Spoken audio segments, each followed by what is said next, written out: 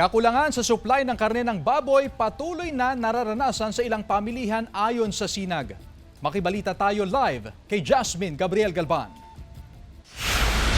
Jasmine? Chris, panibagong pagtaas sa farm gate price ang ipinatupad ng mga hog producer dahilan para tumaas din ang presyo sa kada kilo ng karne ng baboy sa mga pamilihan sa probinsya ng Pangasinan. Nagmumula na sa Mindoro at Bicol ang karamihan sa mga kinakatay na baboy sa Pangasinan. Base yan sa monitoring ng Samahang Industriya ng Agrikultura o SINAG. Patuloy raw na nakararanas ng kakulangan sa supply ng karne ng baboy. Yung problema natin last year, yun ang yung tinamaan ng ASF, yun ang resulta ng yung inventory na pagbaba.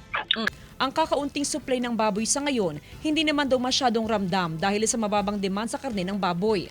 Matumal na bentahan ang idinadaing ng mga negosyante sa Mangaldan Public Market. Ang tumal-tumal, hindi pa rin bumaba ang presyo ng baboy. At pataas pa rin ang pataas. Tapos nalulugi kami, wala kami tinutubo sa tutula. Maniwala kayo hindi. Ngayong linggo lang, tumaas pa ang presyo ng karne ng baboy. Nasa 420 pesos na ang kada kilo ng karne ng baboy. Pag ako ka ng 1 kilo, ano na lang, kalahati na lang, tapos chop. Chop na sa mas maliliit, no? Oo. Di kaya yung giniling na lang para madami. Sabi ng Sinag, posibleng magtagal pa hanggang sa buwan ng Nobyembre ang kakulangan sa supply ng baboy at posibleng tataas pa ang presyo nito. Pero pagsapit ng Desyembre, asahan na raw ang maraming supply ng baboy. Maraming hog farmer na kasi ang nagsimulang mag-alaga ng baboy ngayong buwan. Karamihan dito ay pwede nang katayin sa buwan ng Desyembre.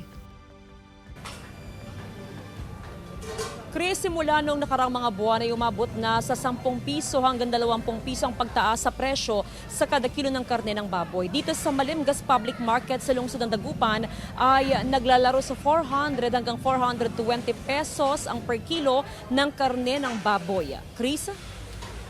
Maraming salamat, Jasmine Gabriel Galban.